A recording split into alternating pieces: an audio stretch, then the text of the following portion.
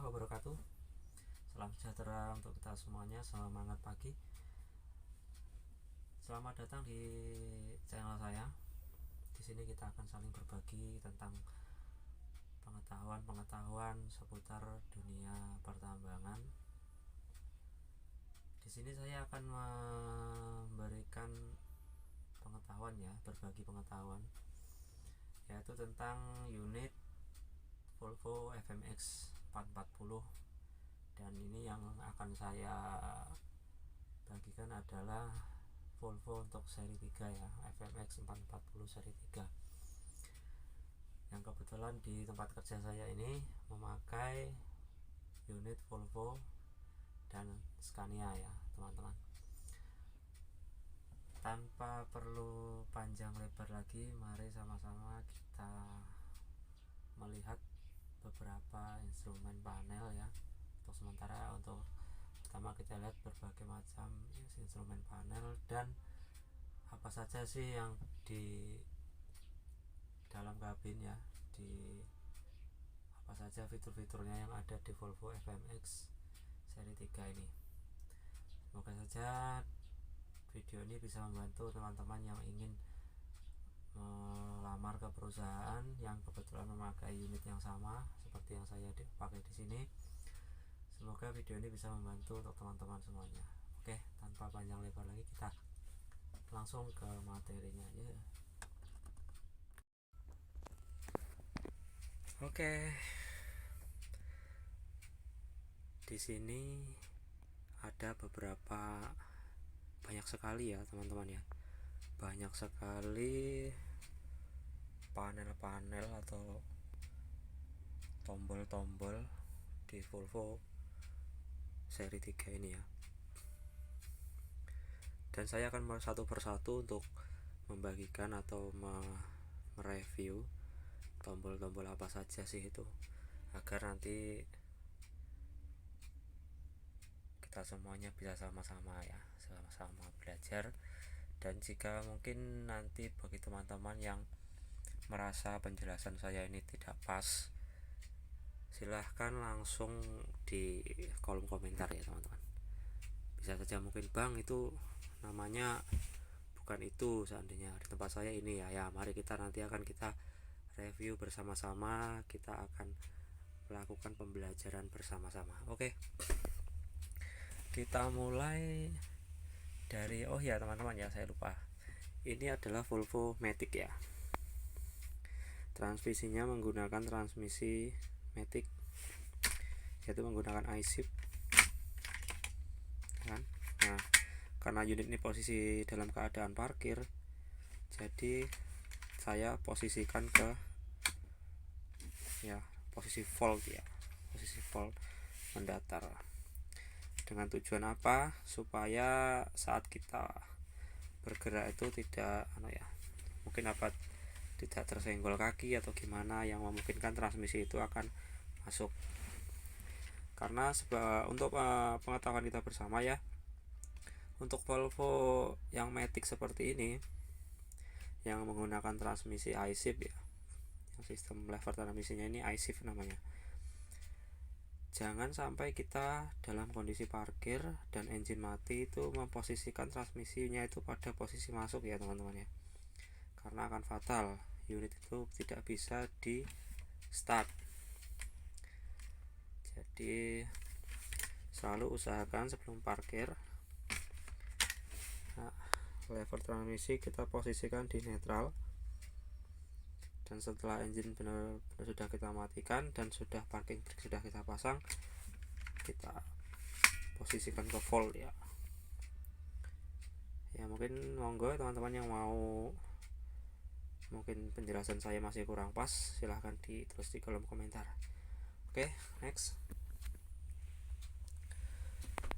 Seperti biasa di unit yang wheel rata-rata unit wheel ini tetap sama, ini namanya steering wheel steering atau steering wheel. Gunanya tentu saja steering wheel ini untuk menggerakkan unit ke kanan atau ke kiri mengarahkan atau menggerakkan tujuannya fungsi dari steering wheel ini agar unit bisa dikendalikan. Oke, lanjut. Di sini di sebelah kanan ya, sebelah kanan dari steering wheel ini ada dua tuas ya teman-teman. Dua tuas ini memiliki fungsi yang berbeda-beda ya. Yang atas ini tuas exhaust brake ya, atau mungkin kalau di Volvo itu namanya EPG, atau selain EPG ada juga yang menyebutnya FEB ya. EPG itu Engine Pressure Governor. Kalau FEB itu Volvo Engine Brake. Sebenarnya fungsinya sama saja ya, cuma terkadang penamaannya itu mungkin terkadang beberapa orang itu menyebutkannya dengan bahasa yang berbeda. Ya, di sini ada ini posisinya. Kalau kita mentok ke atas untuk seri 3 ya teman-teman, kalau kita mentokkan ke atas, ini kondisi non aktif ya teman-teman ya. Satu langkah ini automatic. Maksudnya di sini saat kita posisikan ke posisi automatic, saat kita menginjak pedal brake ya, pedal brake itu akan otomatis mengaktifkan EPG-nya juga atau FEB-nya ini. Di sini ada 1 ya, 2, 3 ya. Jadi punya tingkat kepakeman 3 ya, 3 tingkat kepakeman. Jadi kalau 1 mungkin tekanannya menutupnya exhaust itu masih sedikit, 2 mungkin sudah sekitar hampir setengah ya. Kalau 3 ini mungkin hampir seluruhnya tertutup. Jadi fungsinya adalah menggagalkan pembakaran, menggagalkan sistem pembakaran. Jadi engine itu terkesan seperti terhambat gitu ya, terhambat pergerakannya dan engine akan melambat. Untuk fungsinya sendiri adalah untuk membantu pengereman. Jadi kita tidak selalu memakai foot brake atau service brake ya, karena ditakutkan kalau kita terlalu banyak memakai service brake itu bisa mengakibatkan leading brake-nya cepat aus ya teman-teman. Oke, lanjut. Bawahnya ya, di bawahnya susah ya, maklum ya teman-teman, karena saya merekam sendiri, jadi belum punya kameramen nih teman-teman ya. Di sini yang di bawah EPG ini ada namanya, kalau saya menyebutnya ini tuas ya. Di sini ada berbagai macam fungsinya. Kalau yang tombol ini itu tombol kita akan masuk ke menu ya teman-teman ya, ke menu. Jadi jika ini ditekan, dia akan mengaktifkan pilihan-pilihan menu. Dan di bawahnya ini tombol escape ya. Tombol escape itu tombol untuk kembali. Jika kita ingin mengembalikan ke menu awal, kita tekan escape. Mungkin untuk di lain kesempatan saya akan membagikan cara pemakaiannya ya teman-teman, karena ini kondisinya masih hujan, jadi unit untuk sementara tidak di running ya. Jadi saya hanya membagikan tentang fungsi-fungsinya saja ya. Ini menu dan ini adalah pilihan atas bawahnya. Saat kita memilih menu, di sini ada untuk atas bawahnya, yaitu untuk memilih kita mau masuk ke menu apa ya teman-teman. Oke, lanjut. Ini tombol lampu kerja ya teman-teman, tombol lampu kerja. Ini posisi mati, ini lampu kabutnya, ini lampu utamanya ya. Nah, jadi ini adalah tombol lampu. Kalau kita tekan begini akan mengaktifkan lampu kabut ya, lampu kabut akan diaktifkan.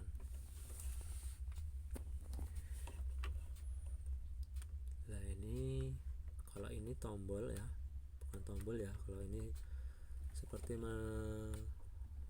saya kalau mengatakannya itu adjuster ya, sebagai scroll adjuster ya, untuk mengatur kecerahan layar di menu display ya. Di sini ada menu display monitor, maksud saya, maaf, display monitor. Nah, tombol ini tadi gunanya untuk mengatur kecerahan cerah atau redupnya display monitor.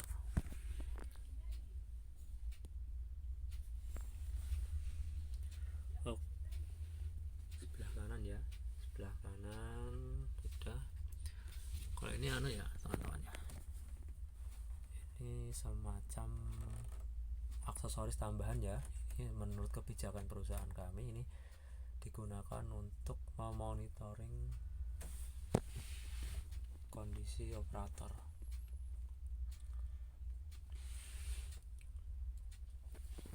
Di sini seperti mobil-mobil pada umumnya, di sini ada beberapa kontrol panel ya. Di sini ada beberapa gig ya. Kalau saya mengatakan yang memakai jarum ini, saya kita bilang ini gig ya. Gig itu ya semacam penunjuk. Di sini ada air pressure gig ya, 2 ya. Air pressure gig ini fungsinya untuk mengetahui tekanan angin pada reservoir air tank atau pada tabung udara. Di sini ada fuel gig. Fuel gig itu ya seperti mobil-mobil pada umumnya. Fuel gig adalah fungsinya untuk melihat kondisi atau melihat posisi fuelnya ya. Kita bisa posisinya di full atau hampir habis atau setengah ya, seperti biasa ya, seperti mobil-mobil yang lain pada umumnya. Di sini ada speedometer ya teman-teman ya, sama seperti mobil-mobil yang lainnya, itu sama, namanya speedometer. Dan di sini ada namanya tachometer ya teman-teman. Tachometer ini berfungsi untuk melihat putaran engine per menit ya. Di sini kaliannya kan kali 100, jadi di sini angkanya hanya ditulis 5, 10, 15. Lanjut, yang di sini ini ada turbo boost gig ya. Jadi pada saat turbo itu aktif, tekanan yang dihasilkan itu akan ditampilkan di gig tersebut. Saat dia mendekati temperatur, dia mendekati garis kuning, itu turbocharger berada pada putaran maksimumnya ya teman-teman ya. Semakin temperatur itu mengarah ke kuning, semakin cepat putarannya. Lalu ini adalah gig pressure oil engine ya. Gig pressure oil engine fungsinya untuk mengetahui tekanan oli engine. Jadi pada saat gig itu berada di posisi merah, langsung stop kan unit ya teman-teman ya. Unit langsung di stop, langsung dimatikan, lalu cek apakah ada kebocoran dan sebagainya. Di sini adalah temperatur air coolant ya, air coolant gig temperatur ya. Tujuannya fungsinya itu mengetahui suhu dari air pendingin. Oke, lanjut. Di steering wheel ini ada 2 klakson ya. Biasanya yang besar ini digunakan untuk klakson besar atau yang kita sering sebut trompet itu ya. Kalau ini yang electrical horn-nya.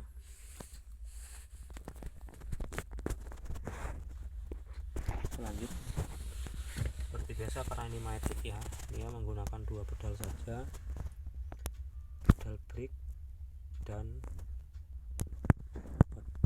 akselerator ya. Pedal akselerator atau pedal gas.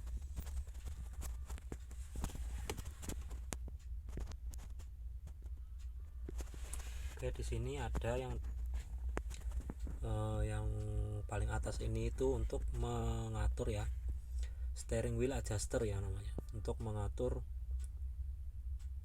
posisi steering wheelnya. Jadi kita injak baru kita gerak-gerakkan steering wheelnya.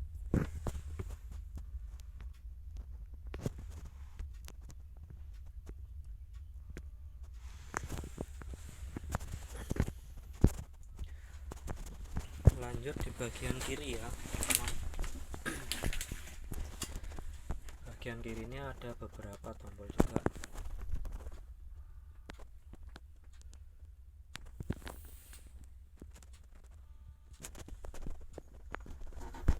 Oke, di sini ada tuas ya. Tuas namanya untuk mengatur resume ya. Untuk mengatur resume. Jadi saat kita start awal, biasanya kita atur di resume ini agar kita tidak menginjak pedal, tidak perlu menginjak pedal akseleratornya ya. Dan ini untuk lampu dimnya ke atas, kita atur ke atas, untuk sennya ke atas dan ke bawah.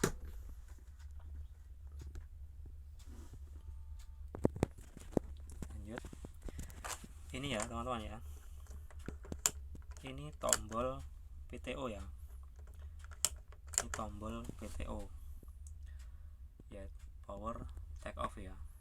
Untuk fungsinya untuk menggerakkan dam body ya, untuk memindahkan tenaga dari engine ke pompa hidrolik ya, melalui ya ini namanya PTO, power take off. Di sini ada lever dam ya, lever dam. Pada saat kita travel ya, setelah membuang muatan, selalu posisikan lever dam pada posisi float ya, atau rata. Karena apa? Kalau kita sampai lupa memposisikan pada bagian bagian turun, kita turunkan seperti ini, itu akan terjadi goncangan yang sangat terjadi getaran di dam bodinya ya, getarannya terlalu parah lah. Dan bisa juga mengakibatkan oli-oli hidrolik yang pada pompa itu bisa menyembur keluar ya. Itu pengalaman pribadi saya. Tapi untuk penjelasannya secara teknikal saya belum tahu ya teman-teman, kenapa bisa seperti itu. Ini ada tombol AC ya. Semakin kesini semakin dingin ya teman-teman. Ini untuk blowernya, tombol blower. Ini untuk mengaktifkan freonnya. Ini untuk mengatur sirkulasinya. Kalau posisi lampu menyala, itu berarti sirkulasinya mengambil dari dalam kabin. Sementara kalau kita matikan, dia akan mengambil dari udara luar ya. Jadi teman-teman jangan sampai salah. Biasanya kalau kita mau melamar pekerjaan itu pasti terkadang ada yang trainer ya atau pelatih itu menanyakan, ini fungsinya untuk apa, biasanya seperti itu. Dan ini adalah tombol untuk arah dari semburan bahasanya itu arah aliran udara pendingin itu ya. Kalau di sini kan kita arahnya itu ke lurus ke depan, kalau di sini itu ke depan dan ke bawah ke bagian kaki. Kalau ini udara hangat, tapi sepertinya untuk di Indonesia ini tidak berfungsi ya ini ya. Karena mayoritas di sini kan udara kita itu panas ya teman-teman ya. Dan ini untuk ke atas dan ke bawah arah tiupannya ya, tiupan blowernya itu. Ini tinggal teman-teman sesuaikan saja enaknya seperti apa. Dan ini tambahan ya teman-teman, ini tambahan. Ini adalah kamera pemantau arah depan. Jadi saat kita tidak menjaga jarak aman, itu kamera ini akan mendeteksi ya. Ini radio komunikasi. Setiap unit yang beroperasi di pertambangan pasti menggunakan radio komunikasi seperti ini. Mungkin mereknya saja atau tipe-tipenya saja yang berbeda ya teman-teman.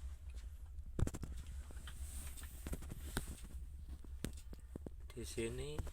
Nah, ini bedanya untuk yang seri 3 dan seri 4 ya. Seri 3 ini masih menggunakan parking brake seperti pada Volvo manual ya. Parking brake di seri Volvomatic seri 3 ini dia masih menggunakan parking brake yang pakai ya tuas ya, pakai tuas. Dan ini namanya adalah seperti Volvo yang manual juga, namanya blocking valve. Fungsi dari blocking valve ini adalah untuk safety ya, untuk pengaman waktu udara di reservoir atau sistem udara di Volvo ini. Sistem udaranya ada yang mengalami kebocoran atau bagaimana dan tekanan anginnya itu berkurang, maka dia otomatis akan melock ya, akan mengunci seluruh sistem pengereman itu. Jadi jangan lupa kalau waktu habis, misalkan satu malam kita tidak beroperasi ya, kemungkinan angin itu habis. Kalau unit tersebut sudah tidak normal, kemungkinan angin itu akan habis. Makanya itu blocking valve-nya ini biasanya akan mengangkat ya, akan ngelok ya teman-teman ya.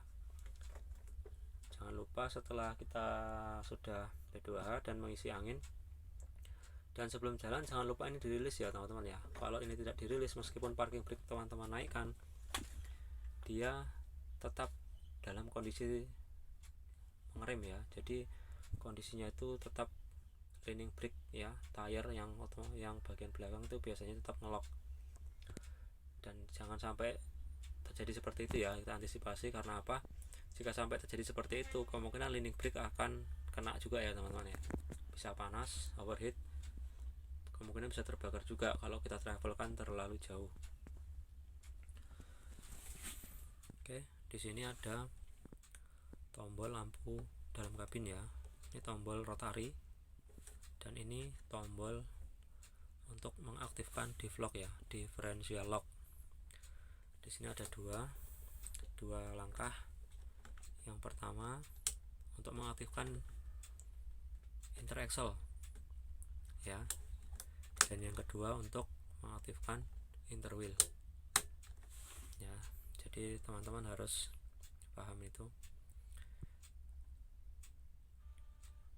Nanti pasti juga ada pertanyaan ya teman-teman, interaxle itu apa sih, interwheel itu apa sih ya. Mungkin secara sederhananya kalau interaxle itu ialah menyamakan ya, atau tidak menyamakan ya, maksudnya kalau interaxle itu adalah menghubungkan antara putaran axle depan dan axle belakang ya, atau menghubungkan diferensial depan dan diferensial belakang. Karena di Volvo ini kan memakai dua diferensial ya teman-teman ya. Jadi pada saat kita dalam kondisi jalan yang licin atau menghisap ya, atau di sini bahasanya ambles-ambles jalannya ya, kita pakai yang pertama, kita pakai dulu yang interaxle-nya ya. Kalau mungkin interaxle-nya itu sudah tidak mampu, maka kita akan memakai interwheel. Bedanya jika interwheel ini adalah interwheel itu adalah menghubungkan putaran roda, keempat putaran sumbu roda itu ya, agar berputar secara bersamaan. Dan di sini ada syarat-syarat tertentunya juga teman-teman ya. Pada saat kita memakai interwheel, jangan sesekali memainkan steeringnya. Karena apa? Itu akan bisa merusak beberapa komponen yang ada di diferensial dan final drive-nya. Karena tentu saja seperti definisi atau fungsi dari final drive ya, yaitu membedakan putaran antara roda kanan dan roda kiri agar mengantisipasi slip ya. Jadi kalau kita mengaktifkan interwheel ya, itu berarti menyamakan putarannya teman-teman ya.